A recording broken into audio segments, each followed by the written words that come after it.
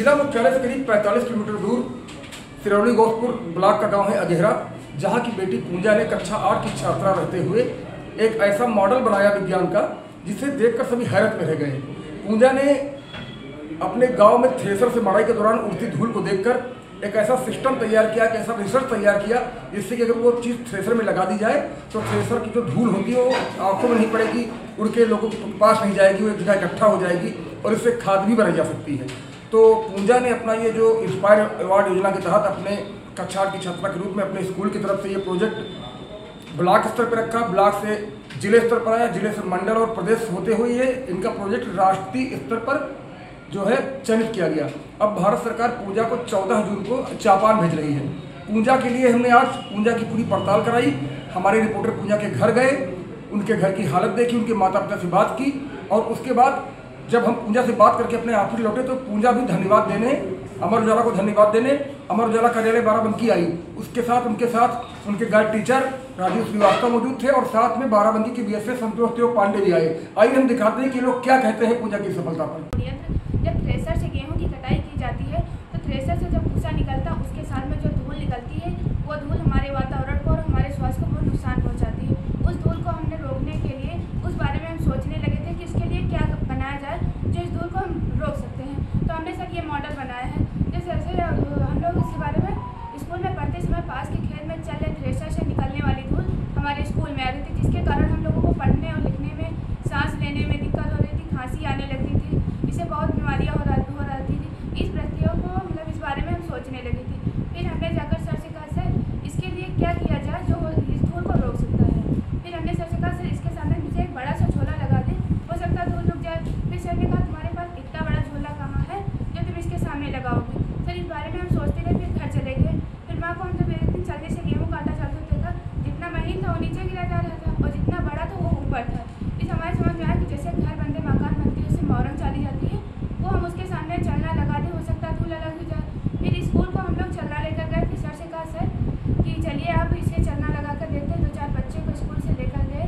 फिर हम अपने राजीव श्रीवास्तव सर के साथ में गए। फिर उसके सामने दो लड़के इधर, 2 लड़के इसके मतलब पकड़ के उसके सामने खड़े हुए। फिर जितना भूसा बड़ा था वो आगे की ओर गिरा रहे थे, धूल जाली से उस पर निकल जा रही थी। तो हमने भूसे से तो धूल को अलग कर लिया, लेकिन वो जो धूल थी वो हम लोगों को प्रदूषित कर रही थी, हानिकारक थी, इसलिए उसके बारे में सोचना था। फिर पास के खेत में भरा था पानी, जो कम मात्रा में धूल उड़कर जा रही थी, उस पानी में चिपक रही थी। तो हमारे समझ में आया कि इसके नीचे हमें पानी का टैंक रख दें, उसमें जितनी धूल चिपकेगी मतलब जितनी धूल आएगी उसी में चिपकती चली जाए।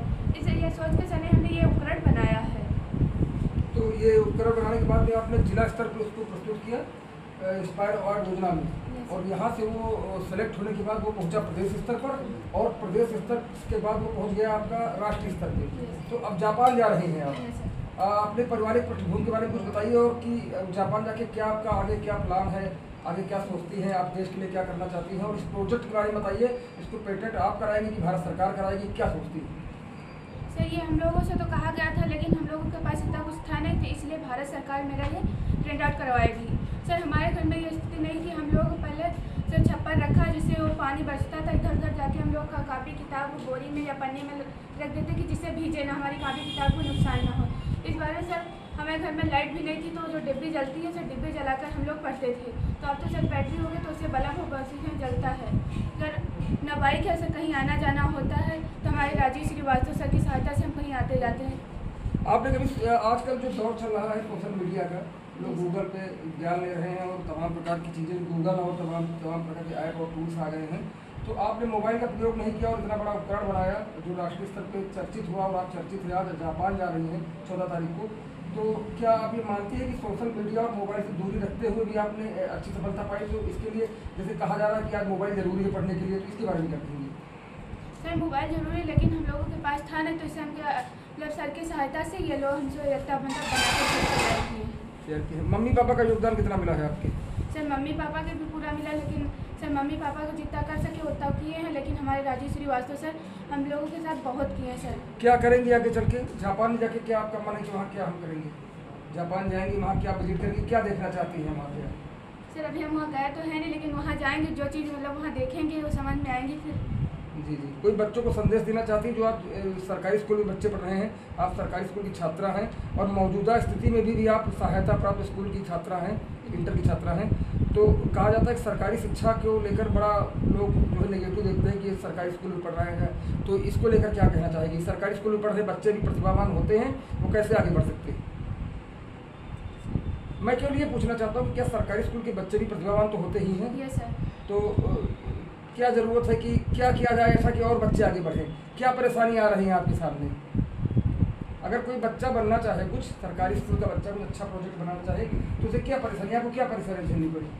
सर जैसे कि हम लोगों के पास कुछ नहीं है, वैसे उन लोगों के पास भी जैसे बहुत लोग ऐसे हैं तो जिससे वो कुछ नहीं कर पाते हैं, लेकिन सर इंटर पिता की सहायता से वो लोग भी कुछ कर सकते हैं। इंस्पायर अवार्ड योजना ने आप बड़ी भूमिका निभाई। Yes sir. इंस्पायर अवार्ड योजना ने, तो आपने देखा कि हमारे साथ पूजा मौजूद हैं।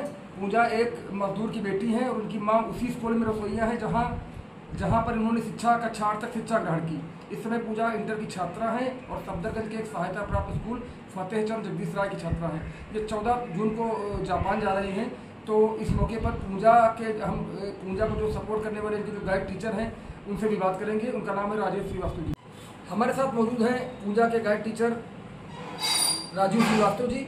बता दें कि क्या परेशानियाँ आई इनको और कैसे उन्होंने ये पूजा को इतने बड़े स्तर पे पहुंचाया और आज जो है जापान जाकर भारत का प्रतिनिधित्व करेगी।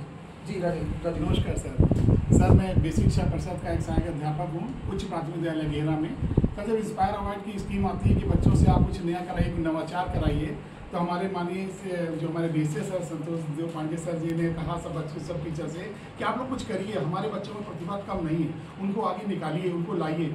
और निश्चित रूप से उनके प्रोत्साहन ने ऐसा किया कि उन्होंने बीओ सर को बोला, बीओ सर लोग पीछे पड़ गए और उन्होंने बच्चों में ढूंढना शुरू किया कि बच्चों आप अपने आस कुछ ज़्यादा नहीं ढूंढना है, आपको अपने आसपास की समस्याओं को ढूंढिए।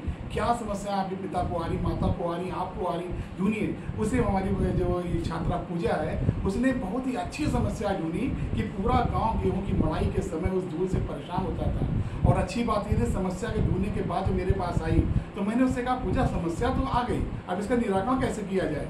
सर यकीन मानिए उसके बाद दिन रात उसके बारे में सोचती रही। स्कूल में हमें मुझे दोपहर में पूछना, शाम को पूछना, मुझे ज़बरदस्ती घर बुला लेना, पापा मेरे साथ बिठाना कि पापा शाम को मजदूरी करके आएंगे, उनसे पूछिए। मतलब हर तरीके से सर लगी रही और मुझे विभाग का इतना समर्थन मिला अपने सबसे और मैं इस साथ लगा रहा और धीरे धीरे हम लोग बढ़ते गए, जिले स्तर से मंडल स्तर पर गए और हर स्टेप पे मुझे इतना समर्थन मिला विभाग का कि हम उसमें सुधार करते गए। आज एक मजदूर की बेटी है, ठीक है मानता हूँ, उसकी माँ रसोइया ये भी मानता हूँ, लेकिन वो आज बेसिक शिक्षा परिषद की ऐसी छात्रा है जिसके साथ पूरा विभाग आज खड़ा हुआ है उसको आगे बढ़ाने के लिए। और जो समर्थन पूजा को मिला, सबका नैतिक समर्थन जो मिला उसको, आज उसने पूजा को राष्ट्रीय स्तर पर ऐसा चमका दिया है कि आज उसकी पहचान उन 60 बाल वैज्ञानिकों में हो गई है जो आज 14 जून की रात में जापान को जा रहे हैं एक हफ्ते की साइंस एक्सपोजर विजिट पे। वहाँ पे वो देखेंगे जापान की यूनिवर्सिटीज़ में क्या हो रहा है, वहाँ की साइंस कैसी चल रही है, ये सारा उसको घुमाया जाएगा। इस बार टोटल 54 बच्चे जापान के लिए जा रहे हैं एक हफ्ते के लिए और काफ़ी कुछ सीख करके आएंगे। और निश्चित रूप से उसके जो छोटे भाई बहन जो हमारे स्कूल में और बच्चे पढ़ रहे हैं उनके लिए प्रेरणा का स्रोत बन रही है। हमारे विद्यालय में ही पढ़ने का तरीका बदल गया है, लोगों में सोच का तरीका बदल गया है। निश्चित रूप से ये एक अच्छा उदाहरण होगा और इसके लिए सर हम आपको भी बहुत धन्यवाद देना चाहते हैं कि पहले दिन से जो आपने ऊर्जा का संचार हमारे अंदर किया है। जब देखते थे या समाज में कोई पूछता था अच्छा अरे उस विद्यालय की बच्ची आ गई, क्योंकि सर जो इग्नोरेंस है समाज में वो हम लोग को तकलीफ देता है। सर बेहतर पढ़ाई होती है, बेहतर संसाधन है, हर बच्चे के बैग में सिलेबस है, सब कुछ है। ज़रूरत है बच्चे को आगे आने की, गार्जियन से समझ लें कि हमारे यहाँ पढ़ाई हो रही है। तो आपने जो उस चीज़ को उठाया सर, आज बच्चों में परिवर्तन दिख रहा है, हमारे बच्चों के अंदर पढ़ाई दिख रही है। और अब ये पूजा निश्चित रूप से और बेहतर करेगी और हमारा विद्यालय, हमारा विभाग बहुत आगे बढ़ेगा। आप सबकी शुभकामनाएं, ऊर्जा मिलती रही तो हम लोग अच्छा कर सकते हैं। आमतौर पर सरकारी स्कूलों के बारे में लोगों की धारणा दूसरी है। लोग सोचते हैं कि सरकारी स्कूलों में पढ़ाई नहीं होती है और यहाँ पर जो है इससे अच्छे निजी स्कूल होते हैं। अधिकतर लोग देखा होगा आपने कि निजी स्कूलों में बड़े बड़े महंगे स्कूलों में बच्चों को पढ़ाते हैं, लेकिन ऐसा नहीं है। सरकारी स्कूलों में भी प्रतिभाएं हैं, ये पूजा ने करके दिखाया है और इसीलिए आज उनके साथ उनका विभाग खड़ा है। हमारे दफ्तर में मौजूद है बाराबंकी के बीएसए श्री संतोष देव पांडे जी, साथ में पूजा भी मौजूद है और पूजा के गाइड टीचर मौजूद है। हम बीएसए साहब से जानेंगे कि इस बच्ची ने जो इनकी बेसिक शिक्षा के स्कूल में कक्षा 8 की छात्रा रहते हुए मॉडल बनाया और कैसे ये इतनी सफल हुई, विभाग इसके बारे में आगे क्या सोचता है और उसको क्या गाइडेंस देगा, इसको लेकर हम बीएसए साहब से बात करेंगे। जी सर, बताएं सर। जैसा कि अमर उजाला की ओर से अभी बच्ची को पुरस्कृत किया गया है और सम्मानित किया गया है, और यह बच्ची वर्तमान में कक्षा 12 में अध्ययनरत है और इसने हमारे उच्च प्राथमिक विद्यालय अगेहरा सिरौली गौसपुर ब्लॉक से पढ़ाई की है और इनके गाइड टीचर राजीव श्रीवास्तव जी यहाँ विद्यमान हैं। और आपके निर्देशन में इसकी जो यात्रा हुई है और इसकी जो क्रिएटिविटी हुई है वो सामने आई है। हम लोग प्रयास कर रहे हैं कि जो सरकारी विद्यालयों में हमारे बच्चे पढ़ रहे हैं इनकी जो इनोवेटिव क्षमता है वो विज्ञान इंस्पायर अवार्ड के माध्यम से, विज्ञान की गतिविधियों के माध्यम से, इनोवेशन के माध्यम से समाज के सामने आए और देश का, समाज का, सरकार का ध्यान इन बच्चों की प्रतिभा की ओर, इनकी रचनात्मकता की ओर आकृष्ट किया जा सके। हम लोग अभी ये बच्ची जो जापान जा रही है और वहाँ 1 सप्ताह की यात्रा करेगी और विज्ञान के संबंध में जो संवाद है, अंतर्राष्ट्रीय स्तर पर क्या गतिविधियाँ हो रही हैं और कैसे बच्चों में उनकी पढ़ाई पर और उनकी क्रिएटिविटी को डेवलप किया जा रहा है, इस पर जो काम हो रहा है उसको देख करके आएंगी और आगे इनकी जो अध्ययन यात्रा होगी उस पर भी बेसिक शिक्षा विभाग और आप सबके सहयोग से, सरकारी योजनाओं के माध्यम से इनको पूरा सपोर्ट करने का प्रयास किया जाएगा। और इसी के साथ जो इनके परिवार की दिक्कतें हैं, इन जो आपकी परिवार की समस्याएं हैं, इनको भी सरकार की जो योजनाएं हैं उनके माध्यम से हम लोग संतृप्त कराने के लिए सक्षम स्तर पर वार्ता करेंगे और आगे भी प्रयास करेंगे कि यह बच्ची अपनी पढ़ाई को बेहतर करते हुए आगे अपने लक्ष्य को प्राप्त कर सके। इसी के साथ बहुत बहुत शुभकामनाएं। क्या नाम है बेटा आपका? सर मेरा नाम पूजा है।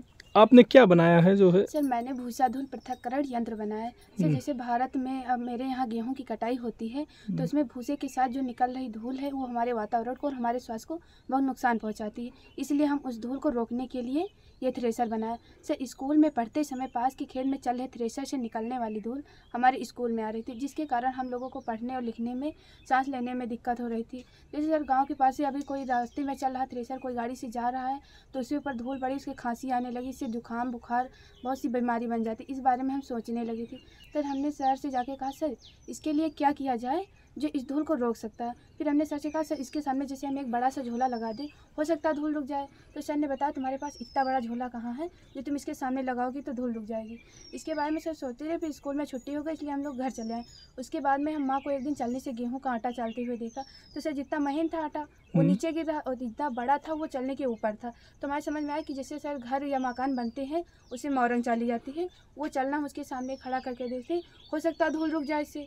तो सर हमने जब स्कूल गए तो 2 चलना लेकर घर से गए, फिर उसमें 2 डंडे बांधे तो उसके सामने स्कूल के 2-4 बच्चे लेकर और सर को लेकर गए, फिर उसके हमने चलना बांध कर देखा तो सर जितना बड़ा भूसा था तो वो तो हम आगे की ओर खींच रहे थे और धूल जितनी थी जाली की उस पार निकल जा रही थी। तो सर हमने भूसे से तो धूल को अलग कर लिया, लेकिन अब उस धूल को जो हम लोगों को हानिकारक थी, प्रदूषित कर रही थी, उसके बारे में सर पास के खेत में भरा था पानी, उसमें की जो कम मात्रा में धूल उड़कर जा रही थी तो उस पानी में चिपक रही थी। तो हमारे समझ में आया जैसे इसके नीचे हम एक बड़ा सा पानी का टैंक रख दें और धूल इसमें रुक जाएगी। फिर हमने सर ये बनाया था तो इसमें बीच में जाली लगा दी है, जैसे थ्रेसर से इधर से भूसा जाता है फिर जाली में टकराएगा, भूसा नीचे गिर जाएगा। उसमें पीछे पंखा लगा दी जिसकी सहायता से भूसा उपकरण के बाहर चला जाएगा और जो धूल है नीचे रखे पानी की टैंक में जाकर इकट्ठा हो जाएगी। लेकिन सर थोड़ी दूर तक तो मतलब उस पर धूल चिपकेगी, फिर जब धूल की सतह हो जाती तो धूल से धूल टकराएगी तो उड़ेगी। तो इसलिए हम पानी के टैंक में सर पंप लगा दिए जिससे वो पानी नाचता रहेगा और जितनी धूल उसमें जाएगी वो उसी में घुलती चली जाएगी। लेकिन थोड़े दिन तक तो ये सर चलेगा, लेकिन उसके बाद जैसे लुगदी बन जाएगा तो मेरा पंप ख़राब हो जाएगा। तो इसलिए हम सर उसमें वो जो मतलब वो नीचे बनाया है टैंक वो उसी में चारों पार्ट जोड़ देंगे। उसमें सर जैसे गेहूँ मतलब आटा पीसा जाता है तो कपड़े की सहायता से हम बाहर निकालते हैं, उसी सहायता से जितनी धूल इसमें गिरेगी हम उसे कपड़े की सहायता से सूखी धूल बाहर निकाल सकते हैं। सर 5 खेत बनाने में काम आ जाएगी और उसी धूल को हम आग के गोले से जिससे कि किसान अपना वो धूल बेचकर उससे पैसे कमा सकता है। ये सर मतलब हमारे पापा मजदूरी करते हैं, मम्मी सर खाना बनाती हैं स्कूल में जब, तो इसलिए हमारी परिस्थिति तो थी नहीं थी कि हम इतना बड़ा मतलब मॉडल बनाएंगे। फिर हमारे राजीव श्रीवास्तव सर जो बाराबंकी में रहते हैं सर गांव में, हम लोग को पढ़ाते थे 8th में, 6-7 अर्थ यहाँ पर पढ़ाए हैं। तो उनकी सहायता से सर ये पता तो था नहीं कि ये कैसे बनेगा। पहले हम लोग तो कागज़ का बना रहे थे, लेकिन सर इसमें पंखा लगाना था, जाली बांधना था, इसलिए उसे कागज़ से बन नहीं रहा था। तो इन सब जैसे पंखा लगाया तुमने या कुछ और लगाया, उन सब चीज़ों में कुछ खर्च लगा होगा? ये सर मतलब पता तो था नहीं, लेकिन इसे मैं धीरे धीरे बनाते बनाते 2-3 हज़ार रुपये इसमें लग गए। हाँ, अच्छा, मेरे लगे हैं और तो उसमें से आधा पार्ट हट जाएगा उसमें, तो उसमें से आधा पार्ट हट जाएगा तो उसमें जो उसमें की पंखा जो एक चल रहा है बाहर को फेर रहा है, तो उस पंखे को मतलब उस थ्रेसर से जो पूरा थ्रेसर चल रहा है ट्रैक्टर की पुल्ली से, उसी पुल्ली से दूसरा हमारा पंखा भी चलेगा। अच्छा, कैसा महसूस कर रही हैं आप? आपको 14 जून को जो है जापान बुलाया गया है ना? मुझे बहुत अच्छा लग रहा है। और सर हमें ये तो पता नहीं था कि इतनी हमारी यह स्थिति है कि हम वहाँ तक पहुँच जाएंगे। ये तो हमारी सर राजू श्रीवास्तव सर की मदद है कि अच्छा, वहाँ तक पूरा क्रेडिट आप जो है राजू श्रीवास्तव जी को देना चाह रहे हैं? हाँ सर, आप हमारी परिस्थिति तो इतनी है नहीं कि हमें कर पाएंगे। अच्छा, आप लोगों को कैसा लग रहा है? आपकी बेटी जो है 14 जून को जो है जाएगी।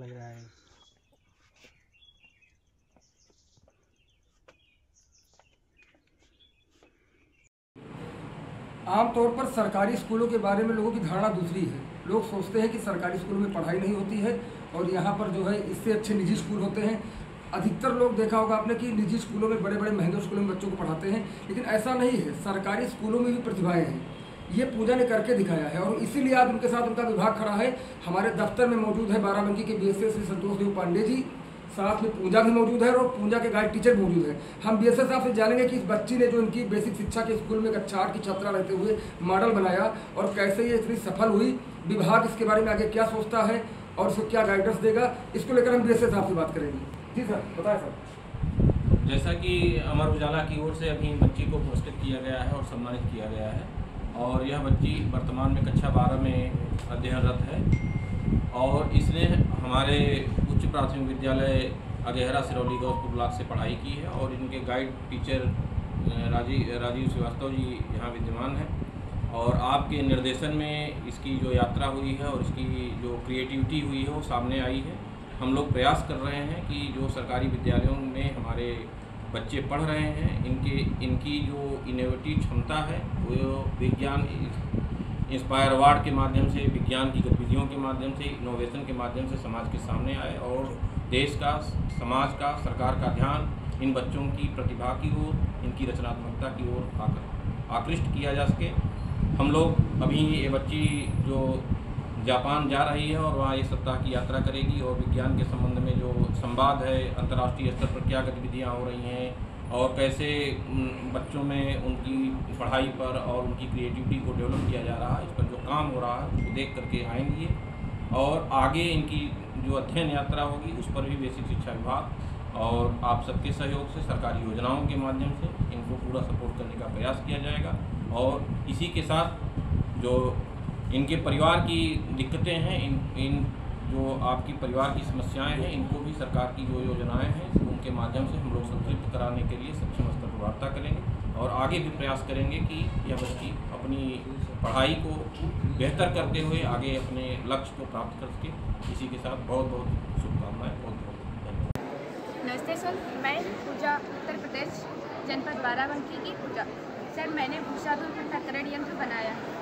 भारत जैसे कृषि प्रधान देश में गेहूँ जैसी मुख्य फसल की कटाई के लिए प्रयोग होने वाले महत्वपूर्ण यंत्र जब थ्रेसर से गेहूँ की कटाई की जाती है तो भूसा बड़ा होता है, इसलिए नीचे गिर जाता है। धूल हल्की होती है, इसलिए वातावरण में फैलकर प्रदूषण का कारण बन जाती है।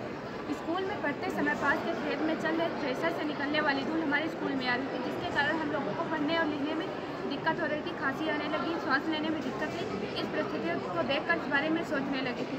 फिर हमने जाकर सर से कहा, सर इसके लिए क्या किया जाए कि इस धूल को रोक सकता है। फिर हमने सर से कहा, सर जैसे इसके सामने में एक बड़ा सा झोला लगा दे, हो सकता है धूल रुक जाए। तब सर ने कहा, तुम्हारे पास इतना बड़ा झोला कहाँ जो तुम इसके सामने लगाओ। फिर सर स्कूल में छुट्टी हो गई, हम लोग घर चले गए। इसके बारे में सोचती रही। सर माँ को हम एक दिन चलनी से गेहूँ का आटा चालते हुए देखा। फिर जब चलनी से आटा चाले, जितना महीन था नीचे की ओर गिर रहा था, जितना बड़ा था ऊपर की ओर था। तब हमारे समझ में आया कि जैसे घर और बनते तो मौरन चाली जाती है, उस चलने से हम भूसे को धूल से अलग कर सकते हैं। फिर हम चलना लेकर स्कूल गए। फिर सर के साथ में हम खेत में गए और 2-3 बच्चे जो बड़े थे उसको साथ में लेकर गए। फिर चलने में 2 डंडे बांधे, तो जैसे ये थ्रेसर में इसी बीच में हम खड़ा कर दिए चलना। जितना भूसा था उसी चलने के ऊपर गिर रहा था। फिर हम भूसे को आगे की ओर भेज रहे थे, जितनी धूल थी उस पर निकल कर उसको भूसे से धूल को अलग कर लिया। इन भूसे से तो धूल को अलग कर लिया, लेकिन जो हमारी धूल है हम लोगों को प्रदूषित करती है और हानिकारक हो जाती है, उस धूल को हम फिर हमारे नहीं समझ में आ रहा उसके लिए करते। फिर जिस खेत में पानी खड़ा हुआ था उसके खेत के ऊपर हमारी नज़र पड़ी, तब हमारे समझ में आया कि धूल तो उड़ी जा रही है। कुछ धूल नीचे की ओर गिर रही थी कम मात्रा में, वो धूल उसी पानी में चिपकती जा रही थी। तब हमें समझ में आया कि इसके नीचे हम पानी का टैंक धर दें, पानी का टैंक धर देंगे तो उसमें धूल चिपक जाएगी। ये जहाँ से थ्रेसर से भूसे के साथ निकलता है, थ्रेसर से भूसा, हमारा ये इतना पार्ट हटा दिया जाएगा और यहाँ पर ये थ्रेसर से जहाँ से भूसा निकलता है वो यहाँ पर लग जाएगा। बाकी इस साइड में थ्रेसर से भूसा अंदर जाएगा, यहाँ से भूसा थ्रेसर से अंदर जाएगा, फिर ये सामने बीच में जाली लगा दी। इस जाली में टकरा कर भूसा नीचे की ओर गिर जाएगा और ये पीछे लगे पंखे की सहायता से भूसा पलट के बाहर चला जाएगा। जो धूल है जाली से हवा के सारा इस बार आकर नीचे रखे पानी के टैंक में चिपक जाएगी। धूल के कण पानी में चिपक जाएंगे, स्वच्छ हवा वातावरण चली जाएगी। जो इसमें का भूसा है, जो भी जीव जंतु खाएगा उसके लिए श्वासवर्धक रहेगा। सर इसमें थोड़ी देर तक तो धूल चिपकेगी, उसके बाद जब धूल की सतह हो जाती है, धूल से धूल टकराएगी तो उड़ेगी। इसलिए हमने पानी के टैंक में लगा दिया है, जिससे हमारा ये पानी नाचता रहेगा, धूल इसी में घुलती चली जाएगी। लेकिन ये थोड़े समय के बाद हमारा ख़राब हो सकता है पंप, जिससे ये लुगदी बन जाएगा। जो लुगदी बन जाएगा तो हमारा ये ख़राब हो सकता है। जैसे कि ये हमारे इसके चारों ओर का पार्ट इसी में जोड़ दिया जाएगा, इस प्रोजेक्ट में जोड़ दिया जाएगा। फिर इसके चारों ओर का पार्ट इसी में जोड़ दिया जाएगा। जितनी धूल है इसी में गिरेगी। जैसे चक्की से हम आटा निकालते हैं कपड़े की साइड से, इसे हम इस धूल को कपड़े की साइड से निकाल सकते हैं। और जैसे किसी धूल इकट्ठा ज़्यादा हो जाएगी, उसके बाद इसे किसान बेचकर पैसे भी कमा सकता है, जो ईंधन बनाने में और लकड़ी के बोर्ड बनाने में, आग के गोले बनाने में, तो उसमें हम प्रेम से काम में प्रयोग कर सकते हैं। और हमारा ये एक पंखा रहेगा, ये पंखा तो हमारा हट ही जाएगा, एक या पंखा रहेगा। लेकिन वो जो थ्रेसर जो चलता है, थ्रेसर जो चलता है तो पंखे से भूसा को बाहर फेंकता है, उसी ट्रैक्टर की पुल्ली से हमारा ये पंखा उसी से कनेक्ट हो जाएगा, उसी से हमारा ये पंखा भी चलेगा और बिजली की हमारी इसमें कोई आवश्यकता और ज़रूरत नहीं है। अगर आप ये वीडियो YouTube पर देख रहे हैं तो हमारे चैनल को सब्सक्राइब करें और बेल आइकन को दबाना ना भूलें। अगर आप Facebook पर ये वीडियो देख रहे हैं तो हमारे पेज को लाइक करें।